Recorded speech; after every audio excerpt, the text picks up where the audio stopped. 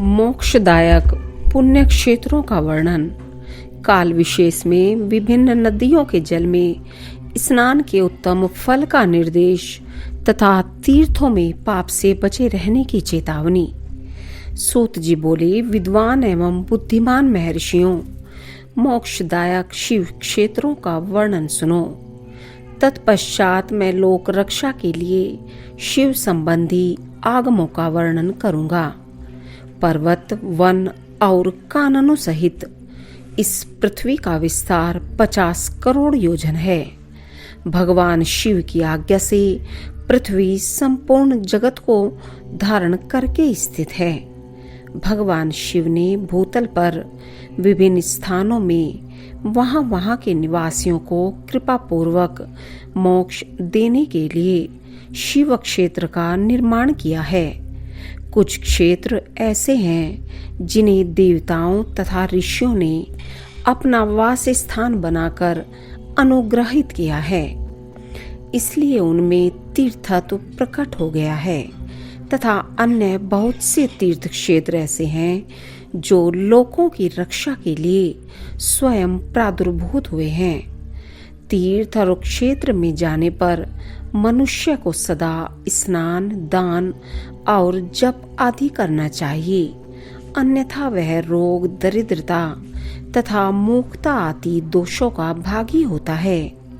जो मनुष्य इस भारतवर्ष के भीतर मृत्यु को प्राप्त होता है, वह अपने पुण्य के फल से ब्रह्मलोक में वास करके पुण्य क्षय के पश्चात पुनः मनुष्य योनि में ही जन्म लेता है। पापी मनुष्य पाप करके दुर्गति में ही पड़ता है। ब्राह्मणों, पुण्य क्षेत्र में पाप कर्म किया जाए तो वह और भी दृढ़ हो जाता है। अतः पुण्य क्षेत्र में निवास करते समय सूक्ष्म से सूक्ष्म अथवा थोड़ा सा भी पाप न करें। सिंधु और शतद्रु सतलज नदी के तट पर बहुत से पुण्य क्षेत्र हैं। सरस्वती नदी परम पवित्र और 60 मुख वाली कही गई है, अर्थात उसकी 60 धाराएं हैं। विद्वान पुरुष सरस्वती के उन धाराओं के तट पर निवास करें तो वह क्रमशः ब्रह्म पद को पा लेता है। हिमालय पर्वत से निकली हुई पुण्य सलीला गंगा 100 मुख वाली नदी है। उसके तट पर काशी, प्रयाग आदि अनेक पुण्य क्षेत्र हैं। वहां मकर राशि के सूर्य होने पर गंगा की तटभूमि पहले से भी अधिक प्रशस्त एवं पुण्यदायक हो जाती है। श्रवणभद्र नद की 10 धाराएं हैं। वह बृहस्पति के मकर राशि में आने पर अत्यंत पवित्र तथा अभीष्ट फल देने वाला हो जाता है। उस समय वहां स्नान और उपवास करने से विनायक पद की प्राप्ति होती है। पुण्य सलीला महानदी नर्मदा के 24 मुख हैं। उसमें स्नान तथा उसके तट पर निवास करने से मनुष्य को वैष्णव पद की प्राप्ति होती है। तमसा के 12 तथा रेवा के 10 मुख हैं। परम पुण्यमयी गोदावरी के 21 मुख बताए गए हैं। वह ब्रह्म हत्या तथा गोवध के पाप का भी नाश करने वाली एवं रुद्र लोक देने वाली है।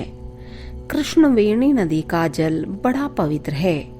वह नदी समस्त पापों का नाश करने वाली है। इसके 18 मुख बताए गए हैं तथा वह विष्णु लोक प्रदान करने वाली है।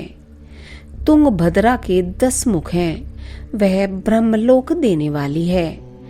पुण्य सलीला सुवर्ण मुखरी के 9 मुख कहे गए हैं। ब्रह्मलोक से लौटे हुए जीव उसी के तट पर जन्म लेते हैं। सरस्वती नदी, पंपा सरोवर, कन्याकुमारी, अंतरीप तथा शुभकारक श्वेत नदी, ये सभी पुण्य क्षेत्र हैं। इनके तट पर निवास करने से इंद्रलोक की प्राप्ति होती है। सह्य पर्वत से निकली हुई महानदी कावेरी परम पुण्यमयी है। उसके 27 मुख बताए गए हैं। वह संपूर्ण अभीष्ट वस्तुओं को देने वाली है। उसके तट स्वर्ग लोक की प्राप्ति कराने वाले तथा ब्रह्मा और विष्णु का पद देने वाले हैं। कावेरी के जो तट शैव क्षेत्र के अंतर्गत हैं, वे अभीष्ट फल देने के साथ ही शिवलोक प्रदान करने वाले भी हैं। नैमिषारण्य तथा बद्रिकाश्रम में सूर्य और बृहस्पति के मेष राशि में आने पर यदि स्नान करें तो उस समय वहां किए हुए स्नान पूजन आदि को ब्रह्मलोक की प्राप्ति कराने वाला जानना चाहिए। सिंह और कर्क राशि में सूर्य की संक्रांति होने पर सिंधु नदी में किया हुआ स्नान तथा केदार तीर्थ के जल का पान एवं स्नान ज्ञानदायक माना गया है। जब बृहस्पति सिंह राशि में स्थित हो उस समय सिंह की संक्रांति से युक्त भाद्र मास में यदि गोदावरी के जल में स्नान किया जाए तो वह शिवलोक की प्राप्ति कराने वाला होता है। ऐसा पूर्व काल में स्वयं भगवान शिव ने कहा था। जब सूर्य और बृहस्पति कन्या राशि में स्थित हों तब यमुना और सोनभद्र में स्नान करें। वह स्नान धर्मराज तथा गणेश जी के लोक में महान भोग प्रदान कराने वाला होता है। यह महर्षियों की मान्यता है। जब सूर्य और बृहस्पति तुला राशि में स्थित है उस समय कावेरी नदी में स्नान करें। वह स्नान भगवान विष्णु के वचन की महिमा से संपूर्ण अभीष्ट वस्तुओं को देने वाला माना गया है। जब सूर्य और बृहस्पति वृश्चिक राशि पर आ जाएं, तब मार्गशीर्ष अगहन के महीने में नर्मदा में स्नान करने से श्री विष्णु लोक की प्राप्ति हो सकती है। सूर्य और बृहस्पति के धन राशि में स्थित होने पर स्वर्ण मुखरी नदी में किया हुआ स्नान शिवलोक प्रदान कराने वाला होता है, जैसा कि ब्रह्मा जी का वचन है।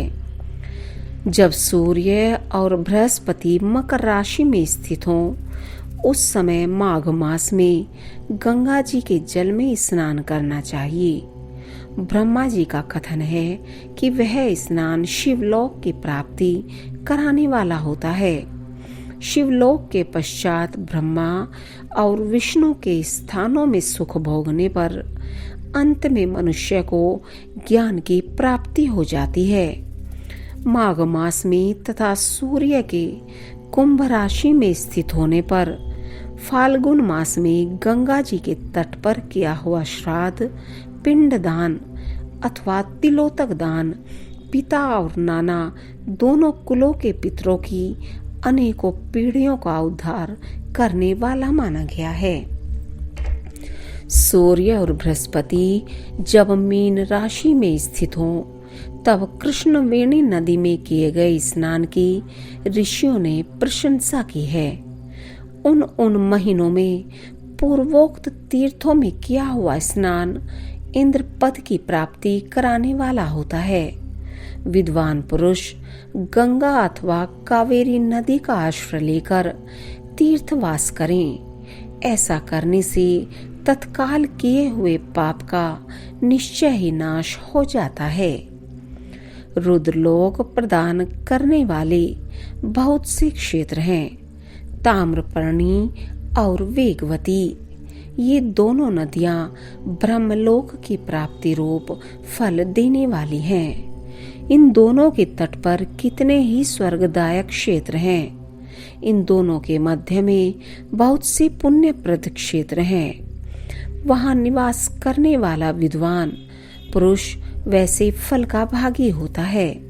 सदाचार, उत्तम वृत्ति तथा सद्भावना के साथ मन में दया भाव रखते हुए विद्वान पुरुष को तीर्थ में निवास करना चाहिए, अन्यथा उसका फल नहीं मिलता। पुण्य क्षेत्र में किया हुआ थोड़ा सा पुण्य भी अनेक प्रकार से वृद्धि को प्राप्त होता है तथा वहां किया हुआ छोटा सा पाप भी महान हो जाता है। यदि पुण्य क्षेत्र में रहकर ही जीवन बिताने का निश्चय हो तो उस पुण्य संकल्प से उसका पहले का सारा पाप तत्काल नष्ट हो जाएगा, क्योंकि पुण्य को ऐश्वर्यदायक कहा गया है। ब्राह्मणों, तीर्थवास जनित पुण्य कायिक, वाचिक और मानसिक सारे पापों का नाश कर देता है।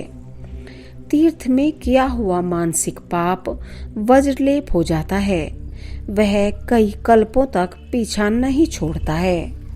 वैसा पाप केवल ध्यान से ही नष्ट होता है, अन्यथा नहीं।